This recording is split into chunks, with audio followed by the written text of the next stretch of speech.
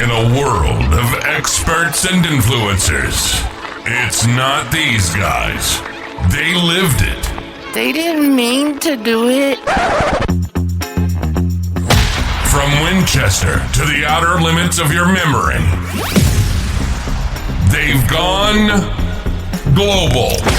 It's nostalgia, nonsense, and a side of bacon. Warning, side effects may include yelling at your phone, flashbacks to your best memories, and sudden cravings for bacon. This is Slice of Life with Jay and Rich. Hey, welcome back, everybody, to Slice of Life, episode number 22. Double deuce, Rich. Double deuce. What's going on? Work on those sound effects. Tutu. Tutu, baby. Tutu. Hey, plus, I'm equally excited because I want to share with everyone. Rich showed up in our studio this morning bearing gifts. He brought me, to keep in line with our love for the 80s and 70s, me more the 80s, he brought me my very own pack of Big League Chew bubble gum. Oh, yeah. I haven't had this probably since I played Little League baseball back in the 80s. And you put it's not the kind you put between your cheek and gum. Yeah, it is. It cheek is. And gum. It is. Yeah. I mean, it's like I was hoping you didn't open it already. It's like tobacco for kids. Tobacco for kids. Yeah. I guess it was frowned because they took it away. We This actually talked disappeared about for a it. while? I think so. Oh, so it's back now. Okay. Yeah, well, it's back in, They probably select locations. Kids probably turn back to tobacco instead of gum. So, let's bring the gum back instead. Do them a favor. Yeah, apparently these select locations are where I go to shop, like Dollar General. The shady place. Dollar General. Okay. Hey, well, I appreciate it. I want to put a big wad in once we're done our podcast. You don't want to do it now? No, be a hubba bubba all over the mics. A little Bubblicious. We should do one just on all the old gums. Remember Hubba Bubba, Oh, man. Bubblicious. Oh, they just did away with fruit juice. No. It was a fruit. What is it called? Fruit Stripe. Yeah, Fruit Stripe. That was the most delicious gum for about 30 seconds. 30 seconds. Yeah. So they quit making that? Yeah, I think so. Oh, now my day's ruined. You guys ruined. Google check me. Well, we didn't mean to start off our podcast on a down note here. We lost the best gum of all time. But hey, I'm excited about today. Before we get into today's topic, I think we always deviate. We need to wish a very happy birthday to a good friend of ours. Oh yeah, you want to sing it? No, nobody wants that. Greg Ladd, owner of Gigs Barbecue, our number one corporate sponsor.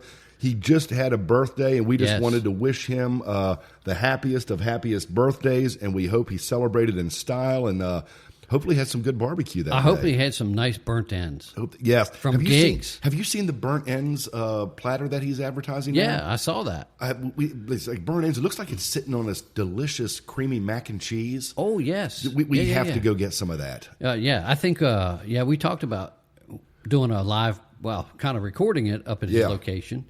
I think we'll do that when weather's starting to warm up. Yeah. So this is February 28th. We're doing it on February 28th. I don't want to give Gig's birthday date away.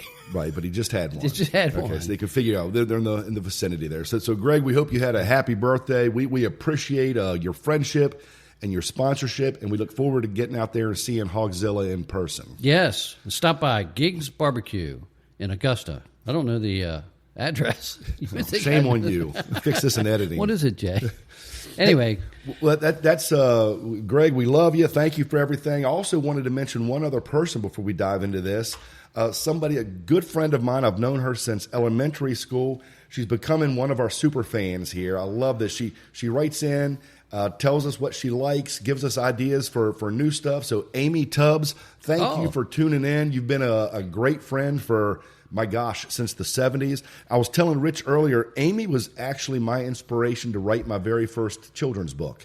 She put a book out back in the day called Flaky the Naked Snowman. And I'm like, this is awesome. So I went to Amy and got a bunch of pointers and tips, and she put me in the right direction, and the rest is history. So, Amy, thank you for listening. We'll have to get you on as a guest sometime in the near future if you'd be willing. Yeah, that would be kind of cool. So she sent a message, and I responded to it. Yeah.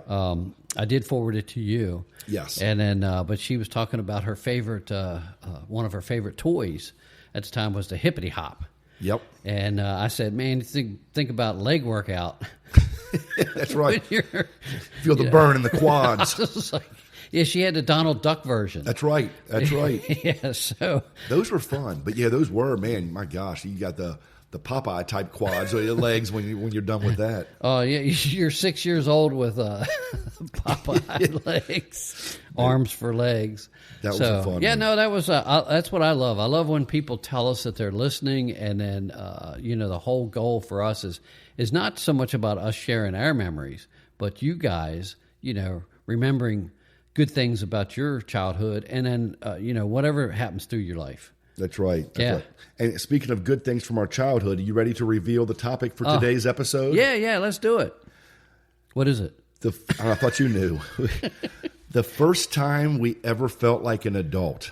So what are the different things throughout our childhood where, okay, this happened, you're like, oh my gosh, now I feel grown up for the first time, or one of the first times in this area of my life. And we'll give you some examples of what we're talking about. Rich, did you have one that jumped out at you, a time that you felt like an adult by doing X? You say that, and I was sitting here thinking, I was like, I'm not sure I still feel like a grown-up.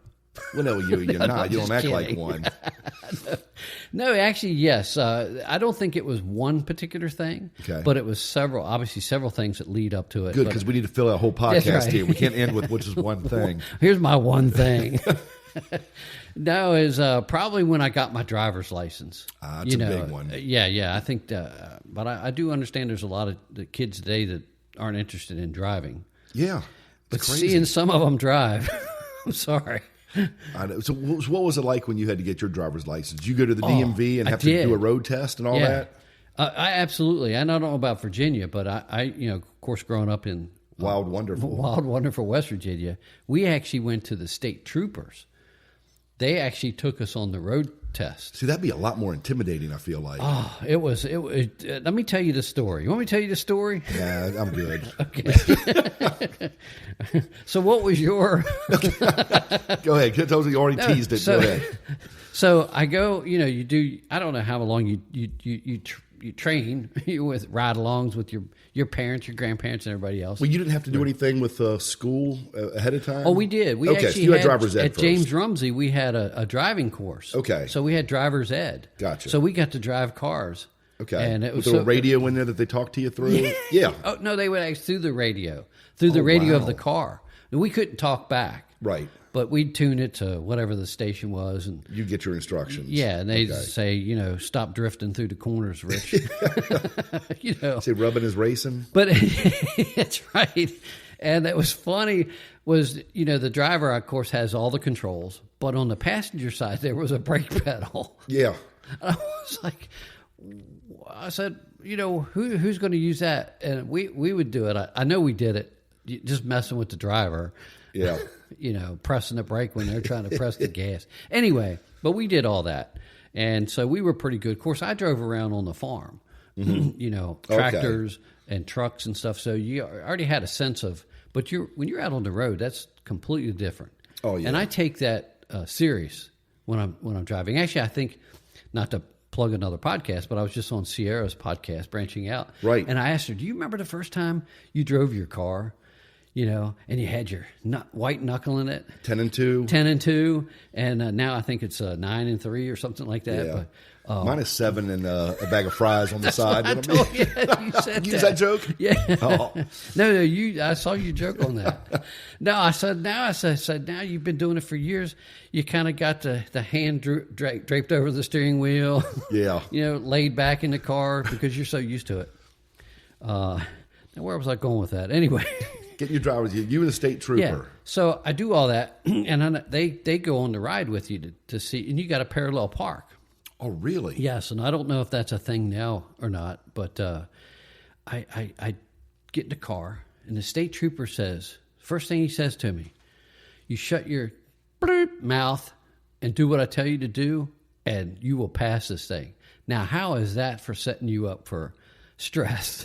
I know. It's like, what? Actually, I don't know. I think I might like that. I just have to keep my mouth shut, and I'm going to pass. Yeah, so he goes, now let's go. And I'm sitting there, and I started the car up, and I looked over at him. He says, I said, let's go. I hadn't put it in drive yet. And I said, I think you need to buckle your seatbelt, sir. Ooh. And he goes, he just told you to keep your mouth shut. Yeah, but he goes, good call. Oh, was it a test? I guess. I don't know. But anyway, I passed that one. So anyway, we drove around. I don't know. We went up and down 81. Okay. Different interstate places. driving there. Yeah. And I guess he's checking to see how you merged, and he's checking your eyes. Where are they? Right. Roll back in your head. Yeah. Anyway, so we get up, and I got a parallel park, and I don't remember what the distance is. You're supposed to be away from the curb, but I was a little further out than I should have been. So he says, pull out and do it again. Because he asked me, he said, how close do you think you are? I said, I don't know. I didn't know that was going to be part of the test. I said, just parking was good enough for me. Anyway, he goes, well, get out and pull out and do it again. So you back up and do it again. He goes, all right, you got it now. So then, I got passed. Good enough. But It was that first initial thing is like, shut up, do what I tell you to do, and you'll pass this thing. I was like, dude. And he's in uniform, Right. And you always respected that uniform. Oh, absolutely. Absolutely. Wow. Well, good. Well, at least he was a good guy. He got you through. He passed you. Yeah. That's all that matters. Have you seen me drive lately? Yeah, I need to have a talk with this officer. See what you did? Did you ever see the movie License to Drive? I don't it was think about so. a kid taking his test, and the whole thing. I've never. It's a movie from the '80s. Right. Shocker, right? But the funniest thing was he went to take his driver's test, and the driving instructor sat there with this piping hot cup of coffee, filled to the brim, and he put it up on the dash. Ooh. He's like, okay, if any of that spills, you fail. Oh, my gosh. It just took off. It was great. It's a hilarious movie, but I encourage you to go watch it when you get a chance. But I saw Baby Driver. That's more or less the way I drive. my son keeps telling me to watch that movie. Is it good?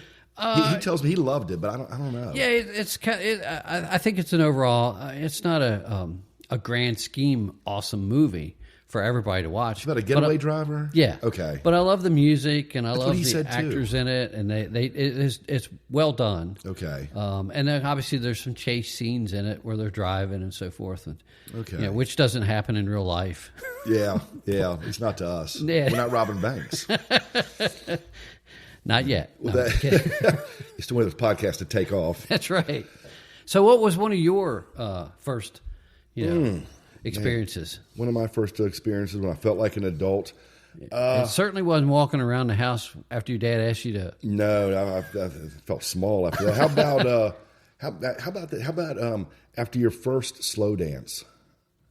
I You don't have know a slow that dance? I don't think I felt like an adult then. No. Oh, I felt big time. Man. Okay. The first time you get That's to... what we're talking about. These are Yeah, experiences. Yeah. This is the first time you get to touch a girl, really. You get hand on the shoulders, all dancing that way. I was like, this... I feel like an adult That's after cool. today. Yeah. That was fun. Hand on the shoulder. Hand on the shoulder. The other hand was on her waist. Yep. Yeah. Yep. So I love that. That was great. I remember, I got a slow dance, and it was almost, we talked about cold calling, earlier Right. before we went on the air, and sales and stuff. That's like you get on the line and ask Yeah, all these yeah. girls. You finally get one to say yes. You're like, okay, great. Well, you did share the story where I think you walked across and the girl said no.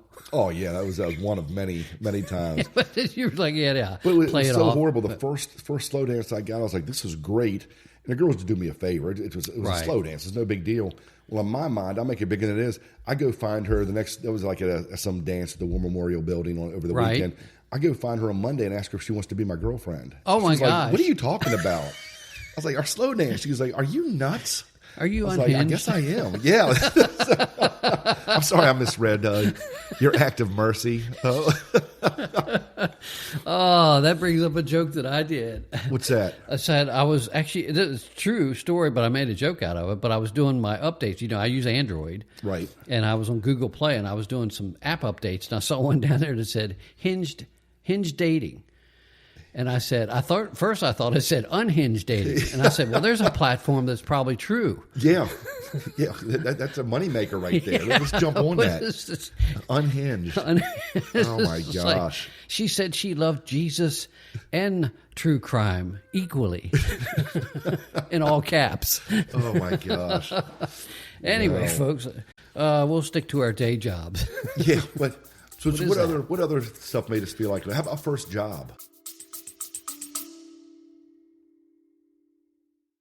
Rich, there's barbecue, and then there's Gigs Barbecue. Oh man, Gigs isn't just food, it's an experience. Slow smoked, tender, and packed with flavor. Every bite tastes like it's been made just for you. Ribs, pulled pork, brisket, whatever you're craving. And let's not forget the sauces. Giggs has the whole lineup that'll take your buds on a road trip. Sweet, tangy, spicy, Bella's dry rub. You'll smell it before you see it. That's Hogzilla, Giggs' legendary smoker, rolling out clouds of flavor. So do yourself a flavor. Bring your family, friends, or just bring your appetite. And head to Giggs Barbecue at 855 Bloomery Pike in Augusta, West Virginia. Yeah, just follow the smoke from Hogzilla. Giggs Barbecue. Come hungry, leave happy.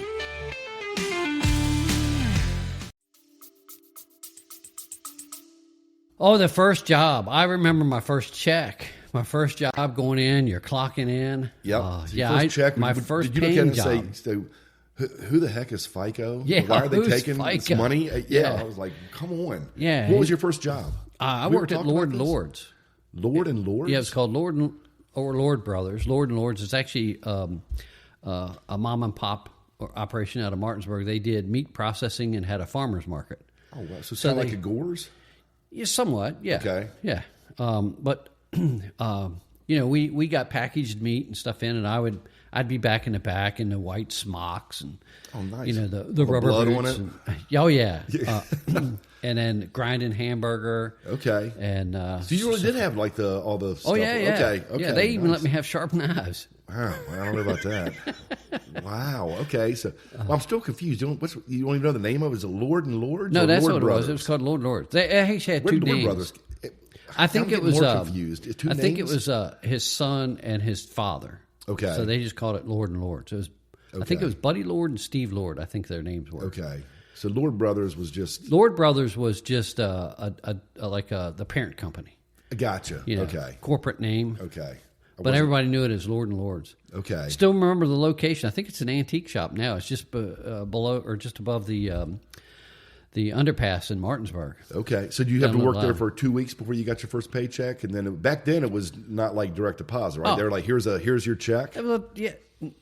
No, you got paid by check. Yeah, you got paid, but you worked 2 weeks. Yeah. Okay. And well, then no direct deposit. It was back in the day $1.75 when an it was- hour. Oh wow! Was that minimum wage back then? Oh, yes. That could really? Yeah. Wow. Yeah. It was like so you're working all week just to get so you can go to the movies. Yeah. Yep. Exactly. Yeah. Wow. Okay. How So, long did you work there? Gosh, a couple of years, I think. Okay. Yeah. Nice. Obviously, it was part time, but I Yeah. do remember going in. I'd go in at like 4 a.m, and then I would go in and do some processing and stuff like that, and then I'd get cleaned up and I'd go to a school. Oh wow. And then after school, some days, not every day, but then after school, then I would go back to work. That's a long day. Yeah, but you're 16. Yeah, you don't need a lot of sleep back No, then. you can sleep. You sleep after you're. Yeah, and you want to make that money, Right. That was the big thing. Yeah, I remember my first job was not my first job where I got paid like not. I don't want to say not a real job, but Right. There's no FICA, there's nothing like that.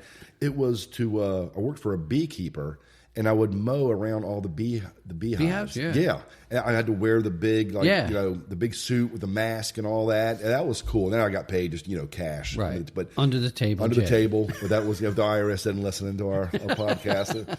But yeah, I think that he that needs was an cool. audit. But No, we all then- had those. But then Chick-fil-A was my first real job. Oh, yeah. right. So that was fun going in there. That's actually one of the best jobs probably to ever have. Chick-fil-A To go, yes. Oh, my To go gosh. to learn leadership. leadership, I still, everything. Yeah, Chuck Customer Guffey service. today is one of my all-time mentors. Yeah, Mr. Chuck. I remember going in there and saying, I prepared for the interview and all this. Back then you're reading stuff. Okay, I know the answers to what are my Right. top 3 strengths, what are my top 3 weaknesses. But all this stuff. Where do I see myself? And all these things. Well, I got in there and Chuck was like, "Tell me about yourself." And I'm like, what? I have nothing for this now. I have no clue what to say. And in the entire thing, we didn't talk about anything out of My any name book is I Jay. read. Yeah, it was just tell me about yourself. What do you like to do after school? Extracurricular activities. But it was a beautiful blueprint for a true interview process. Right. Yeah. He really got to know who I was. Am I going to fit in the culture there? So yeah, it was great. But yet one of my favorite stories because I started there. I don't think I've told this story before. Stop me if I have. But back then, Chick-fil-A in the 80s, You had to now the kids have it easy. I'm showing my age again. The kids today are soft. They just hit the button of the sandwich, the button for the pictures of it. Back then, it was just all numbers. Right. And we were not allowed to turn around and look at the prices. Everything had to be memorized. Oh, okay. So if you walked up, I want a Chick-fil-A sandwich, I'd be like, okay, 2.99 enter fries. Okay, 0.79 Coke. Okay, one that was the clear, price. Start. It was cheap back then. Yeah. But so you had to memorize everything. Right. And you know the order to go and when to hit end, all this stuff. Count out the change by right. Just Counting mentally. it back, right. And they start you out a couple months, everything else before they put you in frontline registers. Right. They prepare you, right? And they do it the right way. And I'm sitting there, and I started in the fall. So my first day on register was going to be, this was in the mall. It was going to be on a Saturday in December during Christmas. You remember what Apple Blossom Mall was like? Oh, absolutely. I mean, it was just shoulder to shoulder people. So they all of a sudden, here's that big clock right outside Chick-fil-A in the mall, and noon hits, and it's like a scene from The Walking Dead when everybody just starts converging on Chick-fil-A, and I'm sitting there at the register. Now, remember in my mind, I'm like, I can't do this. Every price is flying out of my head. In my mind, I was like, I'm going to go home. I'll have my mom drop back off my uniform. Back then it was the bow tie, right? So I'm done. And I turn around, and there's Chuck Guffey standing right behind me. They're the owner of Chick-fil-A. Right. And he has this big goofy smile on his face. And he's like, is this fun or what? Then he starts laughing. Then I start laughing. And I was like, I don't know why we're laughing here, but he just completely diffused the situation. Right. He goes, go get him, and he slapped me on the butt. It was the 80s. It was okay to do it back then. Right. And I turned around, and I was like, we'll take the next order down here, and it went flawlessly. But again, there was a guy that just knew how to diffuse the situation, knew what the kids needed to be successful, and he still does today. Yeah. Right. So, that was my little Chick-fil-A plug there. But, that was the first time I got real paychecks. You got paid? I got paid in nuggets. I said, I'm going to cash these in for nuggets, please. The first job is always fun. I just when you say you got paid in nuggets, it reminds me of a story. A friend of mine used to manage the KFC that was in Stephen City. Yeah, and I used to play golf with him, and I was the one of the managers, local managers, overseeing many stores. And he said, so I'm waiting. I'm going to pick him up to go play golf. But he said, meet me at the store. So I go meet him at the store. He says, hey, I got this kid here that I forgot I was supposed to interview him. He says, so I got to do a couple things. Would you interview him while I go back? I said, I don't work here. That's what my thing is. I don't work here. Right. But I was like, an interview is an interview, right? Right. So I get his paperwork. I said, sure, hurry up. I said, we got to go. Anyway, I'm talking to the kid, and I remember one of the questions that I asked him, and he was obviously awkward and stuff. We're all awkward at that age. Right. And I said, well, why is it that you want to work at KFC? Tell me what it is. He goes, I love to eat chicken. I said, we're selling chicken here, not eating it. I said, if we hire you, you're not going to be eating it. Oh, my gosh. And I don't know if they hired him or not. Wow. I don't even remember what my assessment was. Yeah, we're running low on inventory this week. Where's this kid? So that just right. You said when you got paid in chicken nuggets. Man, wait a minute. It wasn't you I interviewed, was it? Yeah, thanks. I never got the job, Rich. You set me back. That's why I ended up at Chick-fil-A. Better move. Yeah, I know. Well, it's funny talking about getting paid in nuggets. Then, fast forward years later when Carrie, Chuck's daughter, who we all know and love, has that Chick-fil-A in the mall now that we're talking about. I love that. Yes. She would actually bring me in to do some book readings from the kids' books that I did, and she would always say, like, "Can we pay?" And I'm like, "I'll take some nuggets." So I truly did get paid in nuggets from them later in life. That's the best. Which that's a win-win. Yeah, I love that. So so those are wonderful experiences. No, absolutely. Yeah, absolutely. What else made you feel like an adult back then? Have we talked about driving? Yeah, we're past driving now. I think actually, you know what? I think this was a big one for me because obviously we talk about getting paid. Right. So another big one was I remember I started to bring it this morning, but I didn't want to have to go through the closet to dig it out. It's my 1980s Montgomery Ward's boombox radio. Yes. And you still have yours? I still have it. Oh, man. It still works. How many batteries does it take? I think it uses 8 double Ds. Or no, sorry. Yeah, D batteries, not double Ds. Can you pick it up still? Oh, yeah. Okay. I'm not that fragile. I'm not like Mr. Burns. Anyway. Excellent. Pick that up. Anyway, I remember did it have buying two it. different cassette, or just one? No, it only has one. Okay. Yeah. Okay. So I just remember walking through the store with my, at the time, girlfriend, and they had stacks of them. Now, this wasn't the Winchester one. Okay. This was actually in Hagerstown. The Hagerstown Mall had awards. Okay. Anyway, I just remember walking through, and they had this big stack, and that thing sitting on top of it, and they had it playing, and it had the LED lights, the bars, the sound bar going across. I was like, this is like, it was like, it had that aura, like, whoa. Yep. Calling me. I don't remember what the music was playing. It was probably Duran Duran. Can't go wrong with that. It's a siren Hungry song like right a wolf. there. There we go. Did they have like the tall antenna? Oh, that would yes. pull out? Matter of fact, I remember it breaking, and then, but years later, and then I had to go to a Radio Shack and get a new antenna for it. Okay. But anyway, it was $400. Are you serious? I'm serious. Wow. And I just remember, I don't think that I batted an eye. I just grabbed it and just said, I want this. And of course, credit cards. Yeah. Like, you got to pay. That's right? and we know how much you were making at Lord and Lord's. Yeah. That's a lot of hours there to save up so for this. I'm going around the store asking people for dollar bills. No, I'm just kidding. Wow. Do you remember what the brand name was on the boombox? Yeah, Montgomery Ward's. Oh, it was their own Yeah, brand. Oh, right. okay. Yeah. Wow. Oh, Yeah. my Now I gosh. don't know who made it. Obviously, I don't think they made it, but And that was just so it was for any millennials or Gen Zs or alphas that are listening out there, this was just radio, AM, FM radio, and a cassette yes, player, right? Yeah. That was it. That was it. Yeah, that's all we needed then, though. Oh, and there's a lot of old movies in the 80s and stuff, guys walking around carrying them on their shoulder. Oh, yeah. Love and it. what was the movie? Say anything? Say Anything. Hold it over his head? That was it. Yeah, absolutely. That was it. Of course, I bought it way before that movie came out. But, Yeah. I just remember that was one of my fun. I was like, you know what? I don't even remember, having any remorse, whatever. That was like You shouldn't. There's no buyer's remorse for that. Everybody needed to have one of those. But you have $400. That was a lot of money. That is a lot. So you didn't really worry about eating yeah. or gas money to get home. Nope. But I have my boombox here. Yeah. I think I had mine. Was there a brand name called JVC? Yes. I think I had. Yeah. That's what mine was. Mine was a little bit later. So mine was. I'm picturing yours like more of a big rectangle. Yes. Like gray. Mine was white and it was more. It was skinnier and longer. Okay. Had two different tape decks. So you could tape one tape to a blank tape. Right. Kids, they don't remember the blank tapes. You would put those in there and listen to your tape radio and try to cut off before the DJ started talking. Oh, yes. That's part of the memories of you sitting for hours. Come on, stop talking, DJ. I want to catch this intro. Yeah. Well, that's actually another. You talk. See, we always spiral out of control and right back into what we were talking about. One of the times, this is kind of lame, but I feel like an adult. Back in the day, remember you would call into radio stations. Yeah. You could call in requests.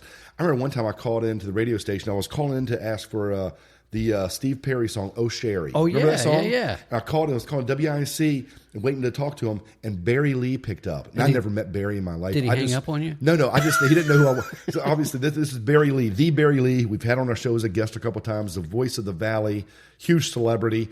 But Barry Lee picked up the phone, and I'm like, oh my gosh, I've only just heard this guy as a kid my entire life. Now I'm talking to like one of my heroes here. Yeah. And I was like, I think my voice cracked. I'm like, yeah, can I hear Oh Sherry? He's like, Barry's like, ha ha ha. He goes, all right, we'll get that on for you right away. And I was like, oh my gosh, I just talked to Barry Lee. I felt like a stud, Then you see him on the street, and then you say, hey, Barry, I talked to you. And he's like, yeah.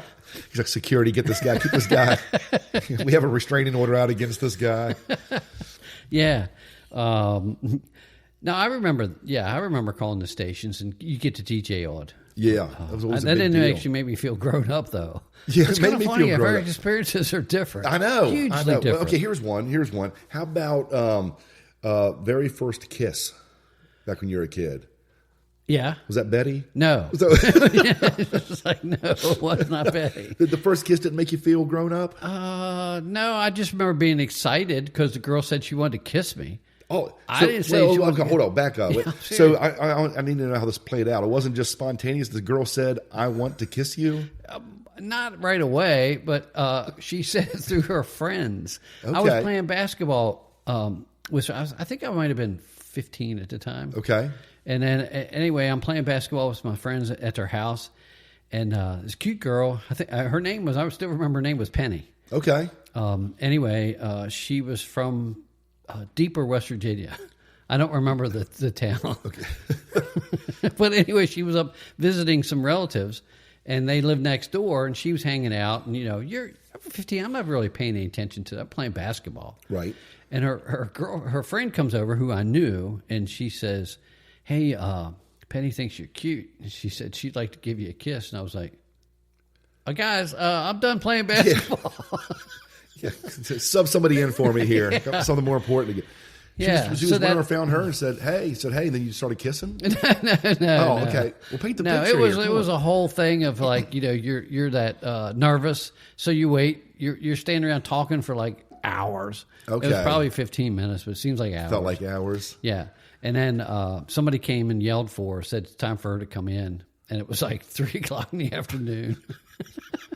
So he's got a quick peck, and that was it? Yeah. Okay. And you put in hours of work to get a little peck on the... Heck yeah, Did you ever see Penny again? Well, now if you do it, you're like...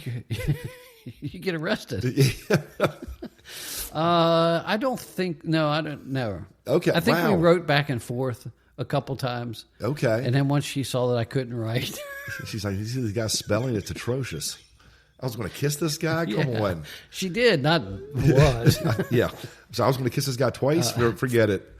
Fairmont, West Virginia, she was from. I had to think about it. Okay. Yeah. All right. So I say deep West Virginia. It's lower, I hope well, Penny from Fairmont, if you're listening, we want to get you on as we want your version of this story as a guest sometime in the near future. You wouldn't leave me alone. Stalker. So I was like, I've always been, reserved that way. I was like, what? You think I'm cute? But you dropped the basketball in a heartbeat to go over there when you heard you had an opportunity. How about yours? Mine was, this is going to sound cliche, mine was playing Spin the Bottle at church, at church camp. Church camp? Yeah. At church camp. What church is this? Stevens City United Methodist Church. But it was a whole bunch of different churches came together at this youth camp at Camp Overlook. So somewhere in West Virginia, I think. I can't remember now. But so we'd all get there late at night. We'd go out there. The youth groups would be there, and we'd play Spin the Bottle. I'm like, I've seen this on TV. I've never played Spin the Bottle before. Then you're kind of sizing up all the girls. You're like, okay, I really wanted to land on, her or hopefully her it's not her. Billy. Yeah, who's Billy? Billy, the guy across the... Yeah, no, this little dude. You keep going. Come on. But then it landed on one of the prettiest girls. I'm like, here we go. So it was a great kiss, and I had to act like, oh, there's no big deal. I've done this before, never in my life. But so then I remember I couldn't even go to sleep that night. I was on cloud 9. I'm like, this is the greatest. So of course, the next day I'm like, so right? For me, she was probably like, oh my gosh, they probably went to bed saying, do you see this guy I had to kiss? But then of course the rest of the week I'm like, hey, so is everybody getting together tonight for Spin the Bottle again? We never played it again. Probably a reason, but I was like, at least I got my one kiss in there. I'm like, okay. This is like, oh my God, we never take that off the menu. Yeah, they're like, we're not playing that. You game see that anymore. Uggo over there that I had that Foreman character. I don't think there was supposed to be any kissing involved in this Spin the Bottle. It was probably reading Bible verses. Yeah, I ruined it for everybody. And Jay leans in. That's fun. So I'm sorry, I misinterpreted this game. What was the first responsibility thing that you had? What was it that, besides kissing, Spin the Bottle? First responsibility? Yeah, that made you feel like you were grown up. Was it mowing the grass every week, or was I had to mow the grass. So my biggest thing was, remember, I had the 69 Mustang as my car. You still have it? Still have it, yep. But I had that as my car in high school, and every Saturday morning I had to wash it, by hand. Not like the cool car wash we drive through now. By hand, spend at least 2 hours on it, and then my dad would come out and inspect it. And in the 2 years that we did that, not once did it ever pass inspection on the first time. He would always find something behind the rims, underneath there. Pop the hood, up underneath the hood. He would find something. So I would spend over 2 hours washing that car by hand every Saturday morning. But it always looked great. Right. It took pride. It was one of the things that taught me to take pride in what you do, what you have. So it was a good lesson. But that was really the first responsibility. Of course, I hated every Saturday morning. I could get up because I had to, because I knew it was going to take me a couple hours, and I had to get it done. This is in the stage, I really wasn't into Saturday morning cartoons anymore, but I had to get it done before WWF started at 11 a.m. That's right. So what about you? First responsibility? Mowing grass. Okay. Yeah, it's kind of mowing grass.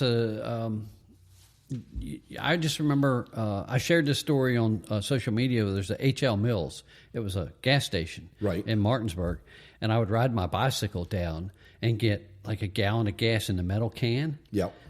And it was 35 cents for a gallon of gas.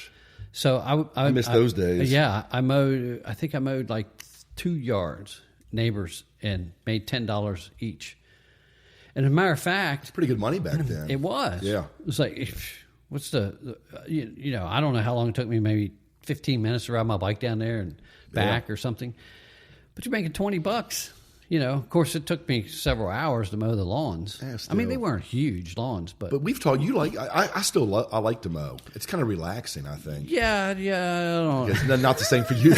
Never mind. Keep going. It used to be, but after a while, you know, I think it's an age thing. You're like, what do you do? Do you have a ride mower now, or I do. I have a 0-turn. Okay. Oh, yeah, wow. I got really lazy. Can't hide money, man. Wow. I've had it probably 20 years. Oh, okay. It's an Aaron's. I got it when it first came out. There's a plug for another company. Aaron's. You need.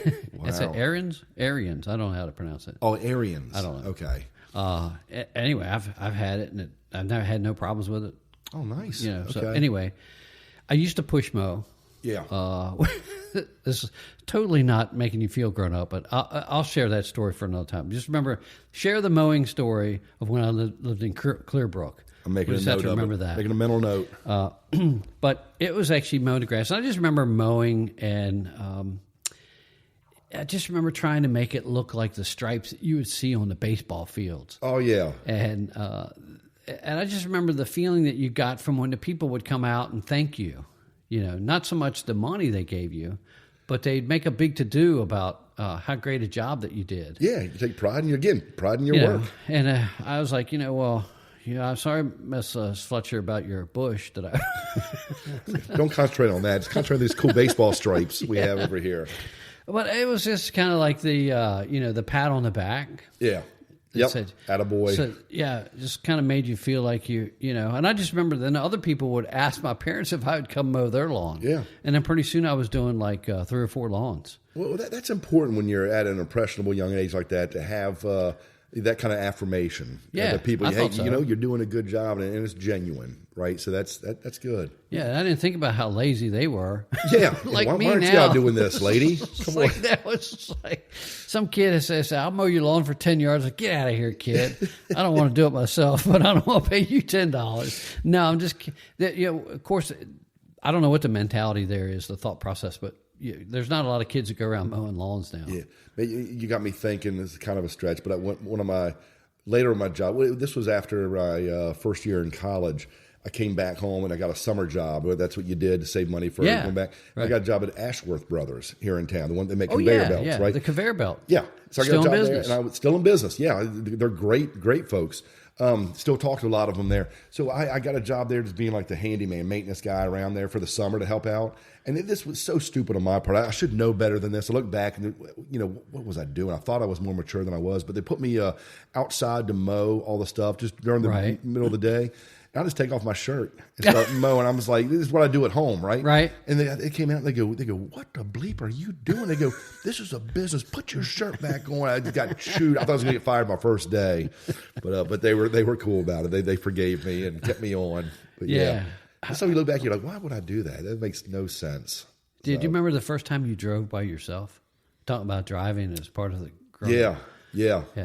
I don't remember the first experience of me driving by myself, where I was going, but I remember the thought process because it was nighttime. Oh, and I was like, man, my parents are letting me take the car and driving at night. And that's pretty. That's when you're like, oh, the accountability. Yeah, this is real now. There's no safety net anymore. This is my first time was driving by myself was, I literally passed my driver's test. When we dropped mom off, and I'm like, okay, I'm going off my own now. And I remember I got on 37, and I'm driving down, 55 miles an hour, and all of a sudden the windshield starts fogging up. And I'm driving. I'm like, I don't know. I'm trying to do the controls. Yeah, I'm 10 and 2. I can't move one of the hands. I ended up pulling to the side of the road to fix it. I was like, off the median. Well, that's a smart move. Yeah, I was like, I don't know what's going on here now, but I was like, that's all I need is to wreck. 20 minutes into my first drive. What caused it? I don't know. I couldn't see. It was just heavy breathing. Yeah, that's probably what it was. But you talked about that. That was also hyperventilating. Yeah, that was also. Yeah, I don't have my paper bag to breathe into. That was also a big deal. I remember when I first learned how to change a tire. Oh yeah, and you're like, okay, now I feel good. I feel manly, right? I feel like I can. Not even manly. I feel like this is a skill set you should have. Then I learned how to do that. And then it was like 6 months later, I'm driving home from high school, and there was a couple buddies of mine broken down on the side of the road. I showed them it was Dude Childs and Todd Johnson. I see them over there, and I'm like, oh, here they go. This is my chance to help these guys. I'll help them go change a tire. So I pulled in behind them on the road, get over there, and the two of them start beating me up. It was like half beat up. We used to pro wrestling was big back then. We called it bum rushing. It was all in jest and having fun. But they had set up this elaborate plan because, Ric Flair had done it to Ric Flair had done it to Dusty Rhodes. Like let's do this to Jay. We know. I felt good. To this day, I'm like, they knew I was a nice enough guy. I would stop if I saw them in need. But then they just started laying boots to me. Then I remember they're sitting there laying boots to me on the side of the road and fake beating me up. Right. And other cars just driving by honking and waving. Everybody else driving from school. I'm like, not one person's going to stop and help out. Get him. He needs it. Different times back then, the good old days. You see that now, nobody's going to help you. They just take out their phones and record it. Exactly. It's like, no, we're not going to. We're documenting this. Right. Oh my gosh, let's get us some more hits. Here, do you need some help? No, it's like I think a lot of that for me was all about driving, and I just remember also one of the things when I realized that you have to be responsible is. When I left home and I moved in, my first home was a mobile home, a trailer. Okay. And I just remember I had a big gas tank out back because everything ran off of propane. Mm-hmm. I think it was a 500-gallon tank. It was huge. Wow. Okay. It was big. And anyway, and you had to pay. I want to say it was probably like I only had enough money after moving in and so forth to get halfway full. I was like, I'll worry about that later. So then I remember the stove won't start because I wasn't on the program of them coming and, filling it up. I was supposed to call them, and I didn't know that you had to call them to come fill your tank up. So you ran out. Oh, yeah, I ran out. And I'm like, so anyway. Oh, my gosh. And then you realize that it cost $500 to fill it up. Yeah. And I'm like, oh, man. Yeah. Wait a minute. Maybe... do I eat? Right, yeah, which is going to be... Where can I go take a shower and stuff because I had no hot water? What's the other thing growing up, just understanding bills, costs of living. That's not a fun part of being an adult. But my favorite, I had to laugh, my son, he just turned 22 when, got his first car and got his first personal property bill. Yeah. He's like, what is this? I said, hey, welcome to adulthood. He goes, oh my gosh. And then he's like, are you kidding me? He goes, I have to pay this every year. All right. I'm like, you pay it every 6 months. He's like, oh no. Well, you can pay it in a year if you want it, but yeah, if I get repoed before then. Then you talk about feeling responsible and taking on responsibility and all that, feeling like an adult. I remember the first time I owned up to something that I did wrong, and you never forget those moments. Yeah. I remember you know the story. I got suspended in high school, right? Got suspended for mooning in a classroom, back in. right? Well, yeah, that was a whole that snuck back in. But anyway, I go to the principal's office. My good buddy Don Shirley, he has me in there, and he knows they don't have any proof, right? He goes, we don't have any proof, but you can do.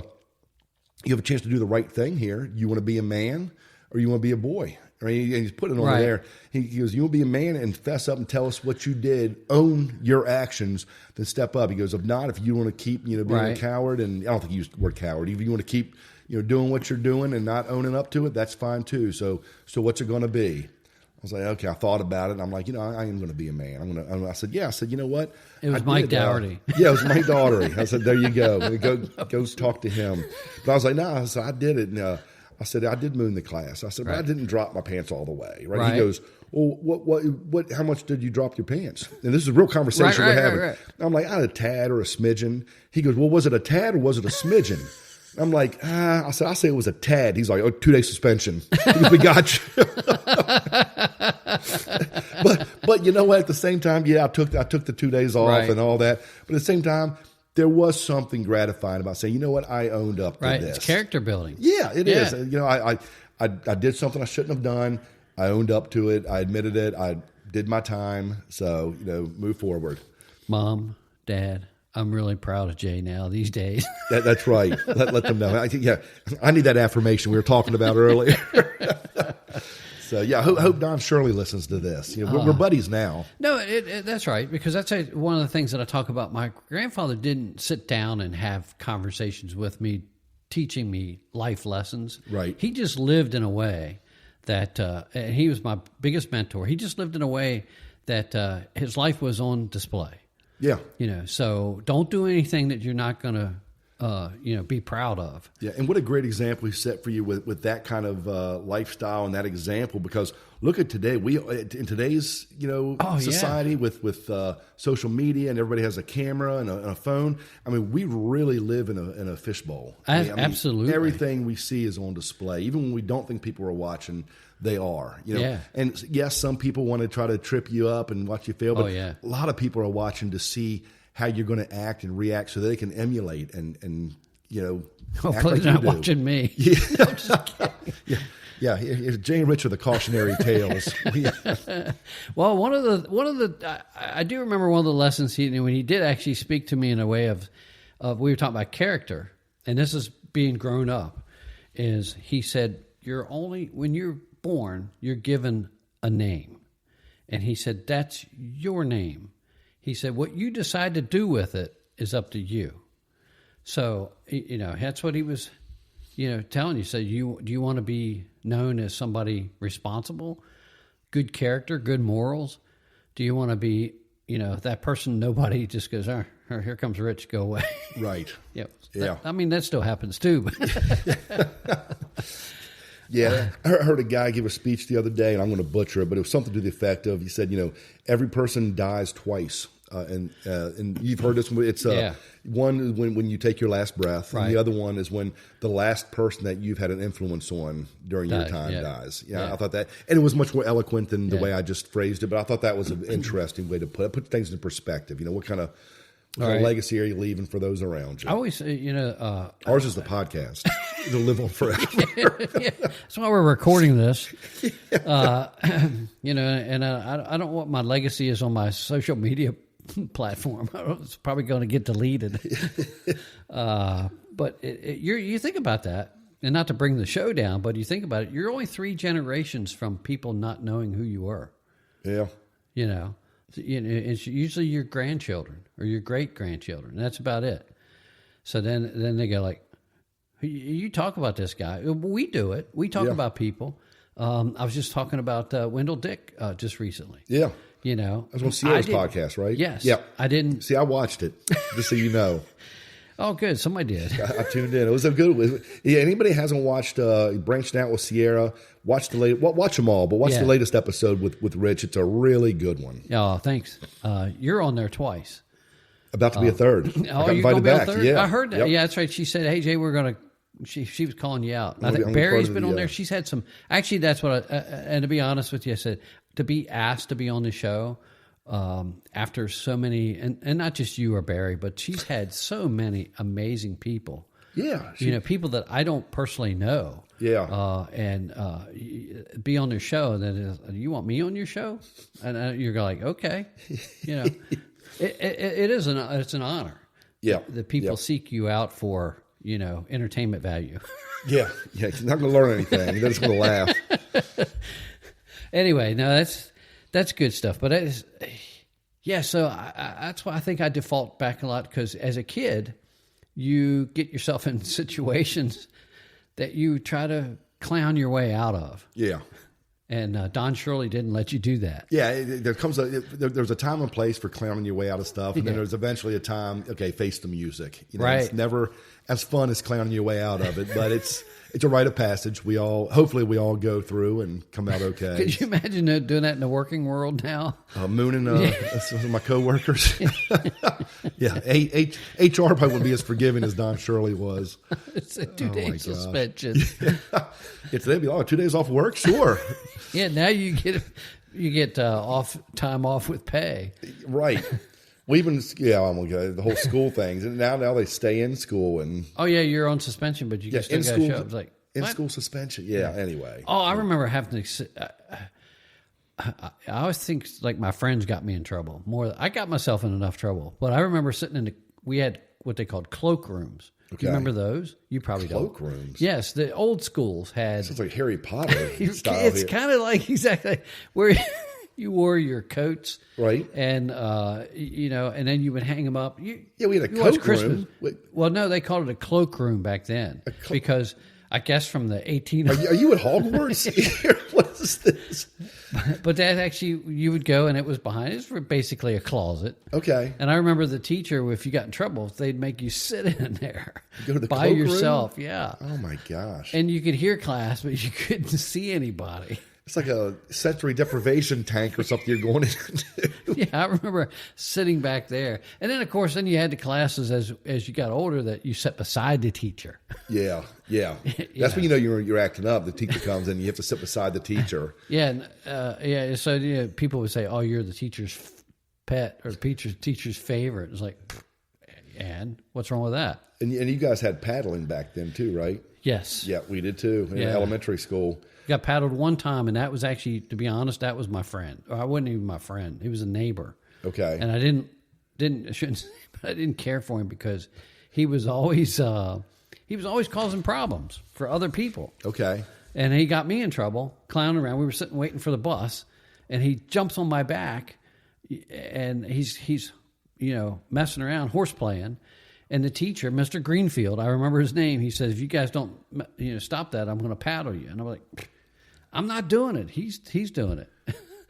And then Mr. Greenfield walks off, and here he jumps on my back again. And then Mr. Greenfield walks in, and we both got paddled. Oh, so you both got it? Wasn't just you? Okay. Yeah, Oh I'm the guy. Gosh. I'm like getting like you. I'm the one on the ground. Right. Oh my god. So how am I the instigator? That didn't make me feel grown up. Wow. Yeah. Oh, what a story. Yeah, I know. The paddling worked because the principal would show up with a paddle and they'd take the one kid out. It was almost like that, walking that long green mile. They'd take him into the next room. And sometimes you hear it, sometimes you wouldn't. But then the kid would come back out and his eyes would be all watery and welled up from crying. You're like, oh my gosh. And he never got paddled. Yeah, maybe not. Maybe it was all just a ruse, but it scared the rest of us straight. We're like, we don't want to go in there and get paddled here with this big wooden paddle with holes in it. I remember Winchester Avenue, we had we're way off topic, but we're talking about being grown up. That actually leads you into... Yeah, getting paddled makes you a better grown up. Oh, no, I didn't do that. But Mr. Nadenbush, and they had, back in the days when they had the big portraits on the walls of the principal. They need to bring those back. Well, they got one of Don Shirley at the library at James Wood. Oh, really? Yeah. Yeah. I got a picture in front of it like a couple of years ago. Yeah. Yeah, okay, go ahead. I got excited for a second. No, but that was, you say, oh, if you get in trouble with it, he's got a paddling machine. So it's just not like one time's paddling you. It's just like a belt machine that just goes whap, whap, whap, whap. Yeah, and the stories start, right, becoming legends and getting nervous. You're scared straight. Yeah, that's what it should be. Nope, wasn't me. Well, back on Ty, any other things that made you feel grown just up? Spending money, understanding spending $400 on a boombox. Yeah, understanding that, how to manage your money. Yeah. And I understand that there's obviously that's a big problem with youth. I mean, we went through it. Yeah. Now your dad worked for a bank. Yep. So he probably was more helpful. Yeah. In educating. My grandfather was very responsible. Yeah. And actually, one of the lessons he told me though was, of course, it's different time and stuff. He says, never, other than a mortgage or a car, never pay for anything. Never buy anything that you can't afford to pay for. My dad said the same thing. Mortgage and car pay, the only things you should take loans out for. Yeah. Yep. And that boombox, I did take. You did take a loan out for that? I was going to say, yeah, I didn't have. I was like, come on, 17, 18 years old, 19 years old at the time, walking around with $400 in my pocket. Yeah. So I just remember going up to the thing and them giving you credit, and you made payments on it. Oh yeah. You know. Well, I mean, we know what to do, but again, when you're young, you make the mistakes and you learn. I remember my dad gave me my first credit card when I was I don't know, maybe second year in college. Right. And it was like a $500 limit. It was very small, right? I had that thing maxed out within like 2 weeks. I was just, nothing with pizza and beer. Is it and pizza, all as I say, pizza. Yep, that stuff adds up fast. Oh, man, I'm hungry. Pizza, Dad, I need another $500. He's like, you're right. Man. But yeah, the good old days. But yeah, and managing money, man, that was just, I remember my Chick-fil-A paychecks would go, I'd cash them out. And I was dating Angie at the time in high school, and my entire paycheck would go to whatever we were doing that weekend. Well, that's what you worked for. Yeah. Yeah. That's what I was going to say. I just remember my mentality was, and I don't want to chastise anybody out there, but smoking was big. Yeah. Growing up. My parents smoked. And, you smoked growing up? No. Oh, okay. I didn't. Because this is the cautionary tale was, I wanted my money. I didn't want to pay for cigarettes or anything. I wanted to go out and go to the movies. Wanted to go to dinner. Right. Even though it was a $3 dinner. Yeah. Oh man, yeah, McDonald's back in the day was great. Even I'm glad today I can't afford to go to the movies today. Back then, maybe I'm just embarrassed. I felt like it was like $2 for a ticket back in the day. To go to the was movies. cheap. I remember it was just like $2, $2.50. Yeah, now it's like, what is it, $11, $13? Then I remember it got up to $7 or $8. I don't know what it is. You're right. It's they priced me out. But remember Delco Plaza? The $2 theater? Yeah. Yeah. Yeah. And we used to go on Saturday matinees. Oh, yeah. Matinees were huge. Yeah, it was, I don't know. Yeah, the popcorn. Yeah, just give me the big popcorn. You want butter on that? Just put some yellow grease on it. Yeah, the popcorn was so good. Yeah, that was fun. Because remember, they used to have arcade games in the lobby. You could play, get in there early before your movie starts, play some arcade games.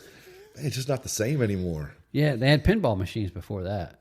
Wow. A couple that might be before. Machines. Yeah, that was time. before you. Yeah, you weren't born. Yeah, but we are talking now though. It's almost the way these things. Some of these movies go to the theaters. Within like 2 weeks, you can rent them for like $20 to watch at home, and it's almost more economical to do that. Yeah, or they come out and it says you can buy it. Yeah, and I think we've done that a few times. I don't buy a lot of movies because I forget I bought them. I know. I know. Sometimes you can rent them for a little bit cheaper. Yeah, I think they come out now. They're like $20 to rent them. Yeah. And then if you wait long enough, like 3 years, you can get it for $4.99 or $5. I know. And everybody else has seen it. We just did that a couple weeks ago. Angie and I rented. You seen that new movie with Hugh Jackman and Kate Hudson, Song Sung Blue? No, I've seen it, but I haven't seen the watched previews. It. Yeah. What do you think it's about? I don't know.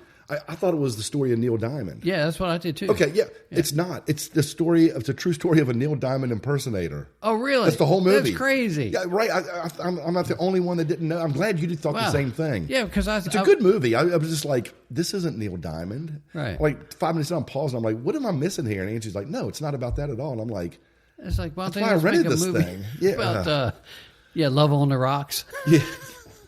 I was just talking about him the other day. I said Neil Diamond and his hits during the 80s. Oh, yeah. Who doesn't love Neil Diamond? Yeah. He has some great tunes. Do you have a favorite Neil Diamond song? Probably Song Sung Blues. Okay. Just because you can sing along with it. Yeah. If you call it or singing. Sweet Caroline. Yeah, Sweet Caroline. Yeah, that's another good one. Actually, Jimmy Lee does that. Oh, yeah. Yeah. Yep, he does a good job with that.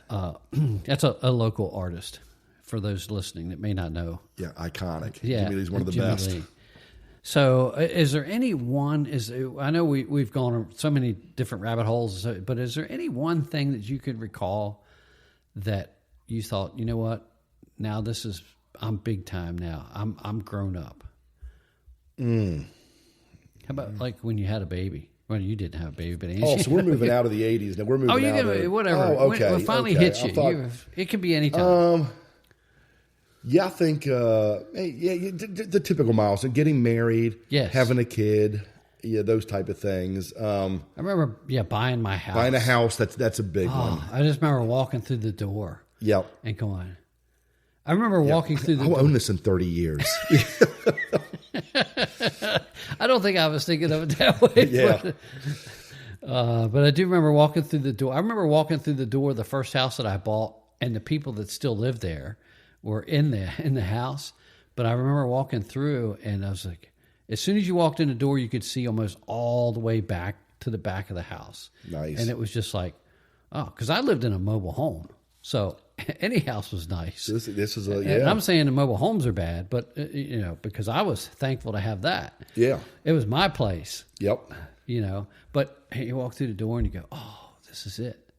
Yeah, this is that moment. Yeah. Well, when Kayla was born, our firstborn, we were in Northern Virginia because she came 3 months early, and the NICU was a whole scary thing. But so she was, and we were living back here, so we were an hour away from the hospital. So Kayla was born, happy, and everything was great. She's happy and healthy, and Angie's doing great. So I'm like, okay, this was 2 a.m, everything's good. Mom's gonna get some rest. Your baby's healthy. I said, okay, I'm gonna run back home, shower, get a couple hours sleep, and come back the next morning. So I head home. I'm like checking on Angie. Everybody's doing great. So everything's still great. I'm like, you know what? I'm just going to grill up. I had a steak in the fridge, and this is now 6 a.m. I'm like, I want to grill a steak. I said, this is frozen. I can't remember now. It had to have been thawed. But I was like, this is my life is just perfect right now. I have a beautiful baby daughter. Right. Mom's healthy. I got a steak on the grill. Sun's coming up. And I'm like, life can't get any better. And I kid you not, TV said, all of a sudden, special presentation of the A-Team. And the A-Team hadn't been on TV in forever. Yeah. I was like, are you kidding me? The A-Team? I was like, God is smiling on me right now. I got beautiful baby girl, steak on the grill. The A-Team's on here. Oh, it was so good. But hopefully you went back to the hospital in time. After the A-Team marathon ended. Yeah, I went the next day. 3 days. 3 days later, where's Jay? Oh, man. But yeah, those are the big, having a kid, mortgage, getting married, all those. It's a all process. It is. Yeah, It is. and that's actually the whole thing that we talked about. The theme of our show is the slice of life. Yeah. That's actually the way everything works. Yep. We have major seasons in the world and life, but for us, it's little segments, little slices. Yeah. I think also holidays were a big one, too, for me. I don't know if I can articulate this the right way. You grew up as a kid, and it's always, your grandfather, or your grandmother, your mother, or your father, and they're the host. They're making everything to come together.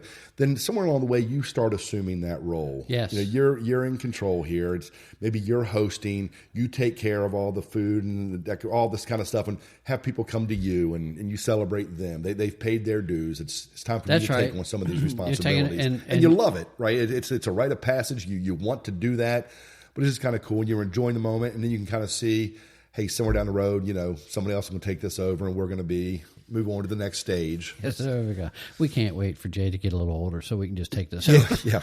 Get out of the way. We're not enjoying any of this. No, it is. You transform from the kid of, I'm opening the presents and people are watching me, and throwing paper and so forth. That pretty soon it's like I actually now enjoy watching everybody else. Yeah. You sit there with a cup of coffee watching them. Watch them smile and watch them laugh and watching the dysfunction, watching everything that's taking place. You're taking it in. Everything's relative. That's when I think for me, that's when you've matured to a different level. Yep. Just like, this is so cool. Absolutely. Yeah. It's not about you, it's about them. So, hey, you ready for some trivia? Bring it on. I'm ready. On. So we this didn't is do trivia last time, did we? Or no, the time before we didn't do trivia. Yeah, we had Barry on and we didn't do trivia. That's right. We did Barry's Mind Bender. That's right. Either way, I'm ready to. I feel like I lost last time, so I'm ready to redeem myself. This is going to be like this. If you get any of these wrong, I'm going to be highly disappointed. Why do you always do that? You always set me up for failure. No, I set you up for success. You're like I'm just putting pressure on you. You're like the cop that did your driver's test. Look. You just answer the questions. Okay, yeah, I'm ready. So this is you're going to love this. Okay. So I'm building now this I feel up. like I'm going to hate it. Oh, no. I feel it's the opposite of everything you say at this point. This is Apple Blossom Mall. Oh, I'm going to ace these. Go ahead. See I lived there in the 80s. Go ahead. This is the 80s edition of the Apple Blossom Mall. Even Folks, better. Of course, the local people will know this is our local mall. And it was built in, what, 88 or 81? I can't remember, yeah. I remember walking in, you had the brass ceiling. Remember Remember that. Oh, you walk in, you could see yourself. The mirror. Oh, yeah. Brass ceiling, yeah. I thought it was gold. It felt like it was a kid. So, the first question. When Apple Blossom... Oh, here we go. Here's the answer. When the Apple Blossom Mall opened in 1982, it featured 3 anchor stores that every Winchester teen visited for their first grown-up school clothes. JCPenney. Uh-huh. Leggett.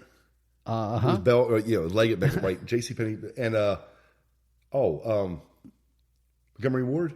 No. Wait. I was thinking out loud. Hold on, not Montgomery Ward. Wait. Leggett, JCPenney. Sears. Yeah, Sears. There you go. Sears. So the lead-in was Sears and JCPenney's were 2. And then the other one was Ward's, Leggett, Woodward, and Lothrop, or Talamers. Oh, so I just jumped to Yeah, I didn't let you're you fine. finish. Okay. No, so you got them. You got them right away. So this is right in. Those are the 3 anchor stores. Now what's Leggett's name? Leggett is Belk. Yeah, Belk. Yep. Yeah, I don't remember when it changed, but so question number 2. Yep. If you were looking for the latest 80s cassettes or vinyl at the Apple Blossom Mall, which stalwart music store was your go-to destination? Record Town. Ah. You said vinyl. Are you saying Tape World? No, it was Tape World, yes. Okay, it was Tape World. Okay, when you said vinyl, you threw me off. Well, there. they'd had both. It Really? wasn't just for cassettes. Because it went from the one to the other, right? It changed. I don't know about that. Okay, Tape World. But the questions were Sam Goody, Tape World, Music Land, or FYE. Okay, I'm going to quit talking. I'm going to quit butting in. So You're fine. Tape World, you got it. I do remember music. Record Town. Yeah, Record Town. Yeah. I think it turned into Record Town later. Oh, it went from Tape World to record? Yeah, it wouldn't go from record to tape. It would go from record to tape, right? Yeah, who knows? Okay, it's Tape World. We'll remember it's Tape World. So somebody on here is going to be sending us messages. Yeah, come on, get your stuff right. I used to buy, remember it was popular to have the little derby hats and buy the little pins of the different, like Duran Duran, AC/DC. Oh, yeah. And you put as many of those as you could on your hat. It's called Flair. Flair, Yeah. yes. Flair. I had a ton of Flair. Yeah, that was a big thing. So if you worked at a restaurant, you wore a different Flair. Yep. Yeah. And it didn't have to apply to the business that you were in. No. There's little pins. That was cool. I wish I still had mine. So, number 3. Long before the modern 12-screen megaplex, Apple Blossom Mall featured a cinema near the main entrance where most Winchester kids saw their first solo movie, where you go by yourself. Your parents would drop you off. Yep. What was the name of the 6-screen theater? Cinema 6. Ah. Okay, I'm going to let you finish. Give me my options. A is Regal Cinemas. B, Manos Cinema. C is Carmike, or D is AMC. I remember it called Cinema 6. Oh. Maybe that's what you called it. Yeah, what was the first one? I think it was Manos Cinema. Is that the right answer? Yeah. Manos, yeah. This sounds made up now. I never Manos Cinema? Manos. Who's Mano? I don't know. It sounds like Aquaman, the Black Manta, Black Mano. Not Mantas. Manos, Manos. Manos. I don't know about it. I'm going to fact check that one. You have to fact check it. Anybody that's listening has lived here in the research. 80s, call, inundate us with, let us know that Cinema 6 was Jay's the name number of it. is 540. Yeah. Well, I'm going to die on that Cinema 6 hill. So for a grown-up snack, this is question number 4, sorry. Okay. For a grown-up snack or first date at the mall in the 80s, which of these iconic food stops was a day one favorite for local restaurants? Let me give you these. Okay. Because A is the original cookie company. B, Mrs. Fields. C, Annie Ann's, or D, Cookie Bouquet. Yeah, I can't talk. Boutique? It's obviously not that one. You can't even, it's the first one.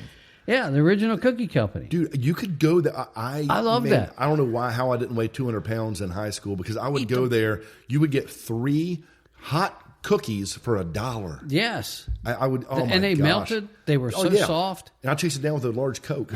It was so good. You remember getting those big giant cookies? Yes, for your birthday? Yeah. Oh, man, nothing was better than those. And when you walked into the mall, though, do you remember this? It's the first smell you smelled. Absolutely. I got to know exactly where it was. Besides the popcorn from the 6 movie Manos. We're not going to call it Man. I refuse to call it Manos. So it was the original cookie company, which merged with the Great American Cookie. Yeah, love that place. Yeah. So, okay, number 5. This is your all or nothing. Okay, I'm all in. The Manos threw me off. You should. If you don't get this one, you're fired. I'm going to quit. Okay, yeah. You're fired from the show. I'm taking over. No. Which popular 80s footwear chain was a primary tenant of the Apple Blossom Mall, providing grown-up responsibilities of picking out your own jazz shoes, loafers, or stadium sneakers? And then here's the answers. A, Foot Locker. B, Kenny Shoes. C, Payless. Or D, Journeys. I feel like 2 of them or 3 of them were there. I want to say Kenny's because you worked there. Is that right? Ding, ding, ding, yes, ding, I knew. Oh, the clue was stadium. Stadium. Yeah, because they had the stadium tennis shoes. Okay, which were knockoffs of Reebok and they were super popular. They I knew your history. I knew you were going to slide in your old alma mater in there. Kenny Shoes. Kenny Shoes. They were in the mall. Slide. Where were they in the mall? Next to Sears. Okay. Yeah, we were right down on the corridor. Okay, I'm with you. They left Sears because Sears had a shoe department, but it was self-serve. Okay. We were full service. You took care of everybody there. That's right. We said, sit down, shut up, and I'll fit your seat. Speaking of, you know what I miss? We should do a whole thing on just the food court in the 80s at the malls. Remember Orange and the Julius? mall cops? The mall cops, yeah. That was actually a question. I struck it off here because I didn't know if a lot of people would remember it. Oh, if you never had Orange Julius, yeah. I think they're still around in certain places. They are. Okay. So good. Yeah.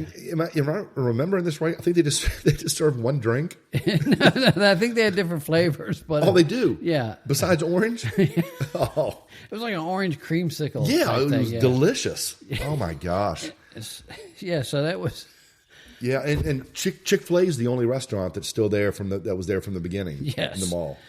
Yeah, so for a long time it was a pizza place, Roma Delight. Roma's Delight. Yeah. I used love that place. As a young guy, you go down there and get. I don't remember what the cost was, but you could get. I mean, it was a huge slice of pizza. Yeah, for like $1 or something. And you get that in a Coke or a Pepsi or whatever it was they served. He's like, you love that place. Yeah, and then they've had so many different restaurants in there. I remember the potato.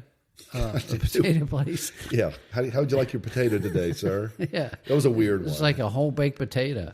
Yeah. They've had a ton of stuff. The sub place just closed up. Did it? Yep. Okay. Had, Charlie's? Is that Charlie's, what it's called? Charlie's they got a couple different Asian places in there now. Oh, yeah. Do you remember, were you one of the people at Chick-fil-A that had to stand out front with the... Yeah, I love that job.